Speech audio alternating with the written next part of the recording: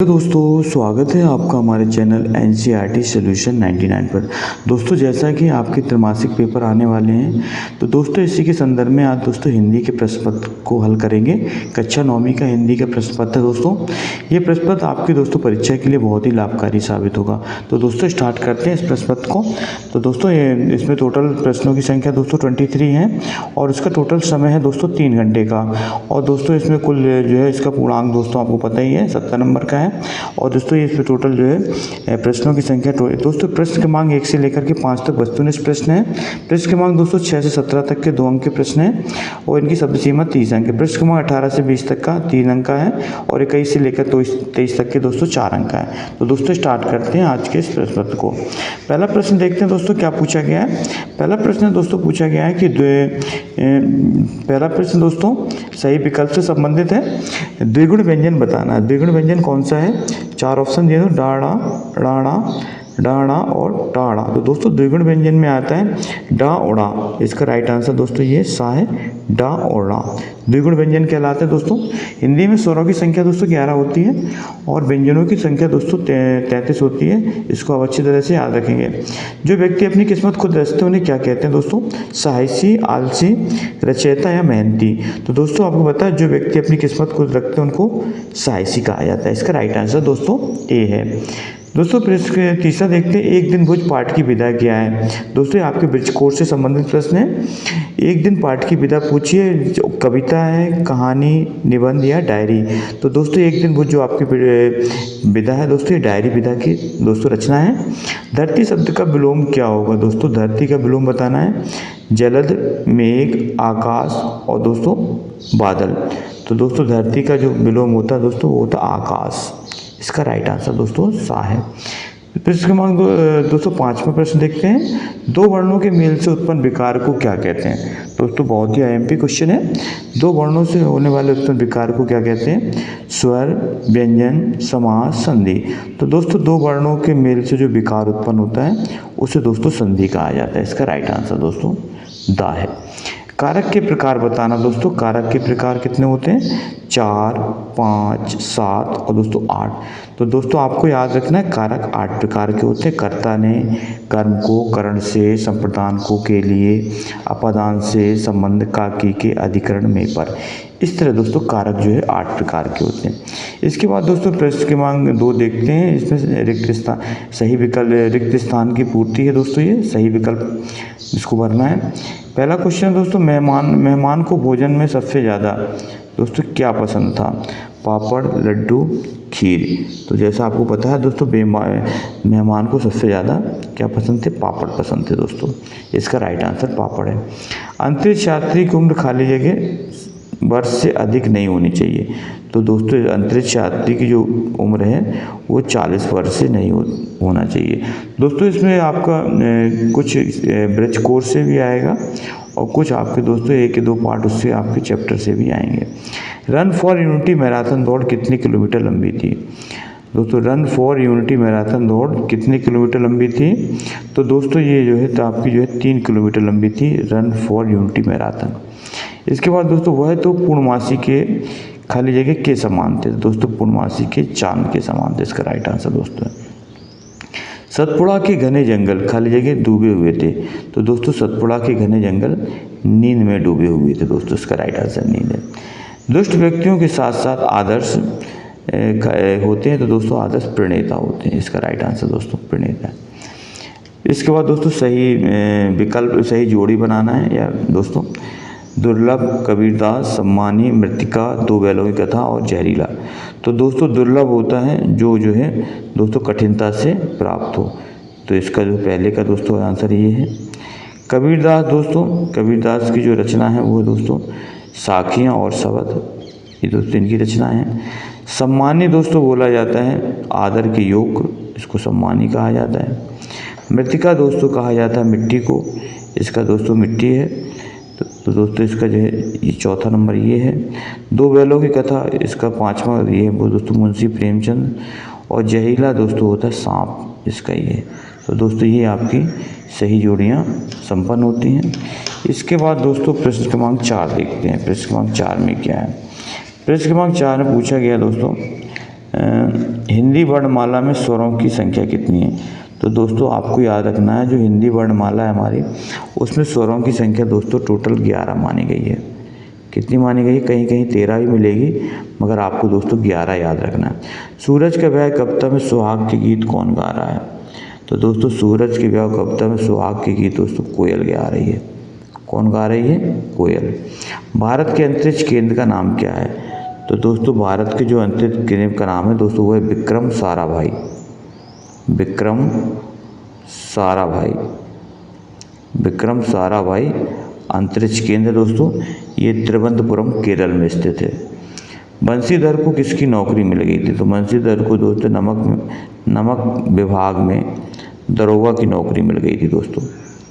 नमक विभाग में दरोगा, किसकी नौकरी दोस्तों? दरोगा की नौकरी मिल गई थी।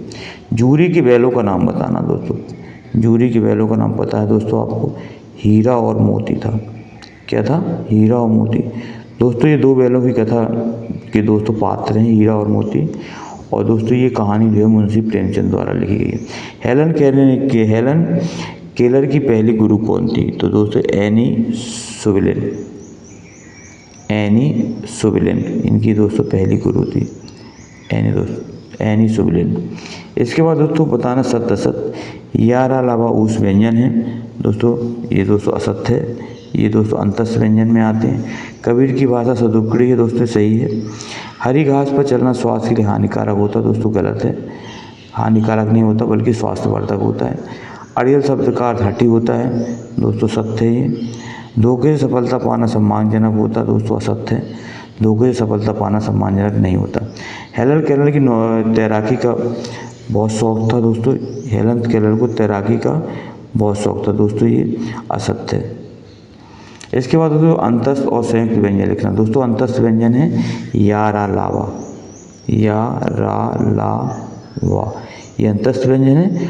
और दोस्तों संयुक्त व्यंजन है छा ता त्रा ज्ञा और दोस्तों स्रा। ये दोस्तों अंतस्थ व्यंजन है, संयुक्त व्यंजन है 4। और ये दोस्तों ये 4 अंतस्थ व्यंजन। हिंदी पद्य साहित्य को कितने कालों में बांटा गया? दोस्तों 4 भागों में बांटा गया। आदिकाल, भक्ति काल, रीति काल और आधुनिक काल। इसके बाद दोस्तों प्रश्न क्रमांक 7 ने पूछा, मेहमान के मन के लिए जुगत लगाने का विचार आया था। दोस्तों ये प्रश्न है। तद्भव शब्द की परिभाषा लिखना है और इनके 2 तद्भव शब्दों के नाम। तद्भव शब्द दोस्तों वो शब्द कहलाते हैं जो संस्कृत से विकृत होकर के दोस्तों हिंदी में परिवर्तित हो गए हैं। संस्कृत से विकृत हो गए हैं, वो दोस्तों तद्भव शब्द कहलाते हैं। अश्रु का दोस्तों बताना है तद्भव। तो अश्रु का आंसू होता है दोस्तों, ग्राम का तद्भव गांव होता है। इसके बाद दोस्तों तत्सम शब्द बताना है। तत्सम शब्द जो सीधे संस्कृत से लिए गए हैं वो दोस्तों तत्सम शब्द कहलाते हैं। सपना का स्वप्न होता है दोस्तों, हाथ का हस्त होता है। रन फॉर यूनिटी मैराथन दौड़ का उद्देश्य क्या था? हमें अपने पर्यावरण को रखने के लिए क्या कदम उठाने चाहिए? अब्राहम लिंकन का पत्र अपने पुत्र के शिक्षक के नाम पाठ के आधार पर लिखिए। दोस्तों ये महत्वपूर्ण प्रश्न है और दोस्तों ये प्रश्न आपकी परीक्षा में अवश्य रिपीट होंगे। पर्यायवाची शब्द किसे कहते हैं? समुद्र की पर्यायवाची लिखना है। हमारा भूजल भंडार कैसे समृद्ध होता है? लिखिए। विलोम शब्द किसे कहते हैं? सदुपयोग शब्द का विलोम शब्द। दोस्तों सदुपयोग का विलोम दुरुपयोग होता है। मासिक वेतन को पूर्ण मासिक या चांद क्यों कहा जाता है? नुक्ता किसे कहते हैं? तेल व तेज शब्दों का प्रयोग करते हुए एक एक वाक्य बनाइए। इसके बाद दोस्तों प्रश्न क्रमांक 13 देखते हैं। प्रश्न क्रमांक 13 में क्या पूछा है? प्रश्न क्रमांक 13 पूछा है doctor APJ Abdul Kalam. Doctor APJ Abdul Kalam के बचपन के मित्रों के नाम लिखना है। निम्नलिखित को संधि विच्छेद करना है। नारीश्वर का बताना दोस्तों, यद्यपि का यदि प्लस अपि, लोकोक्ति का लोक प्लस उक्ति, देवर्षि का देव प्लस ऋषि, नारी प्लस ईश्वर। जसराज को रसराज क्यों कहा जाता है?